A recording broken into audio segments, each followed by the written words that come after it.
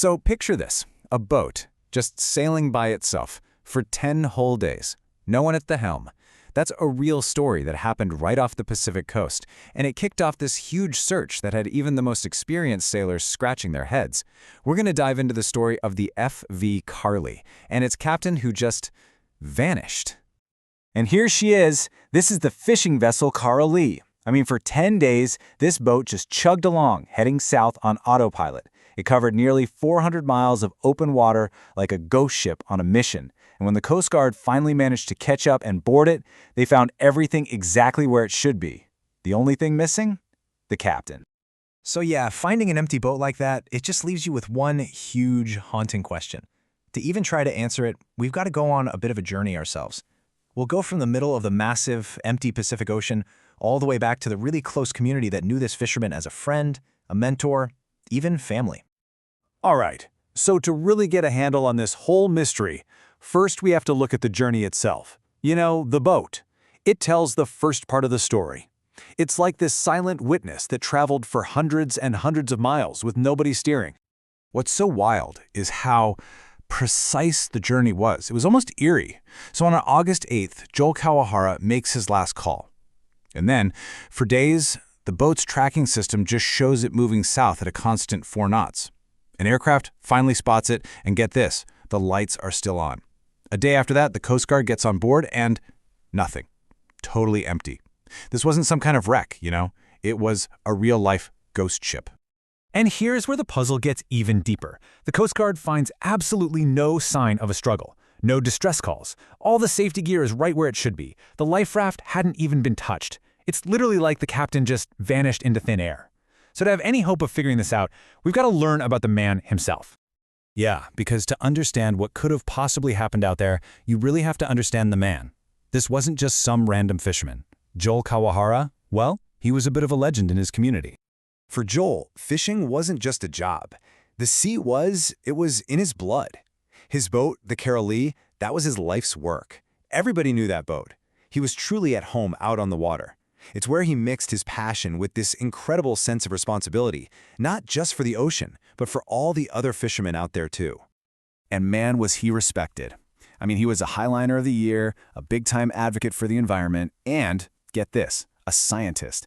He had degrees in physics and electrical engineering. He actually left a job at Boeing to get back on the water. His friends, they called him the mother hen of the fleet. Why? Because he looked out for everybody, checking in with them every single morning and every single night. And that's the thing, right? That's the huge irony that his friends just can't get over. The safest, most careful person they knew on the water. The guy who always made sure everyone else was okay, he's the one who's gone. It's just a tragic reminder that the sea doesn't care how experienced you are. It can be totally unforgiving. So Joel's story is heartbreakingly unique, but it also, unfortunately, fits into a much larger, much more dangerous pattern. We have to remember, commercial fishing is one of the most hazardous jobs on the planet. The risks are they're constant, and they come from everywhere. And when you look at the data, it's really stark. Nearly half of all deaths in fishing come from one single thing, someone going overboard. Now, we'll never know for sure what happened to Joel, but the numbers don't lie.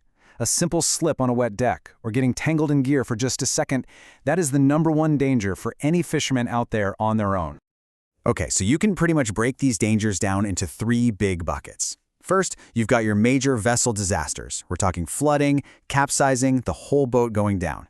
Second is that constant threat we just mentioned, going overboard.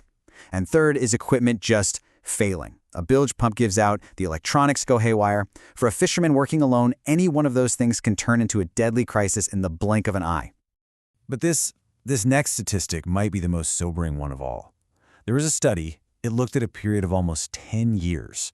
In that time, 155 fishermen fell overboard and didn't survive. You know how many of them were found wearing a personal flotation device, a PFD? 0, not 1. It's just a devastating number, and it really shows you how thin that line is between a scary moment and a complete tragedy. And that's exactly why preparation is everything.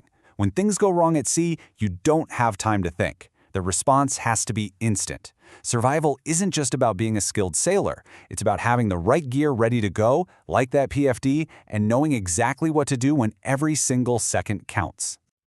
But, this story doesn't just end with a question mark. It ends with this beautiful act of friendship, a final journey home. Not for the man, but for the boat that was such a huge part of who he was. So after the Coast Guard towed it into Eureka, California, the Karolee just sat there in the harbor, like a silent memorial. At some point, someone left a bouquet of flowers on the deck, just a small, quiet tribute to its captain, a guy who, it turns out, had friends all the way up and down the West Coast. And one of those friends was a man named Dave Bitts. He was another fisherman based right there in Eureka, and he'd known Joel for a quarter of a century. So when he saw the Karolee tied up at the same dock as his own boat, well, he just knew what he had to do. He stepped up and volunteered to sail her home. And so that's what he did. A friend took on one last trip, a 75-hour journey all the way up the coast to bring the Karolee back home to Seattle. That's something that just doesn't happen very often. Usually, when a fisherman is lost at sea, their boat is lost too. But this time, the boat came back, and bringing it home became the perfect way to honor a friend. So, in the end, what happened to Joel Kawahara is still a mystery. We'll probably never know for sure, but his story leaves us with this much bigger question, doesn't it? How do you really measure a life spent at sea?